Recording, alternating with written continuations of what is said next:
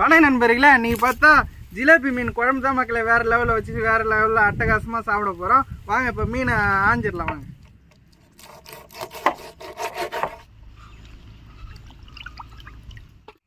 இப்போ புளியை கரைச்சிக்கலாம்பா. இப்போ வானலில் வச்சிடலாம்பா. இப்போ எண்ணெய் ஊற்றிடலாம்பா. கடுகு போட்டுடலாம்பா. இப்போ வெங்காயம் போட்டுடலாம்பா. இப்போ தக்காளி போட்டுடலாம்பா. இப்போ மிளகாத்தூள் கரைச்சிக்கலாம்பா. போட்டுடலாம்பா. இப்போ மிளகாத்தூள் புளி தண்ணியெல்லாம் ஊற்றிடலாம்பா. போட்டுடலாம்பா. குழம்புக்கு வச்சுட்டுப்பா.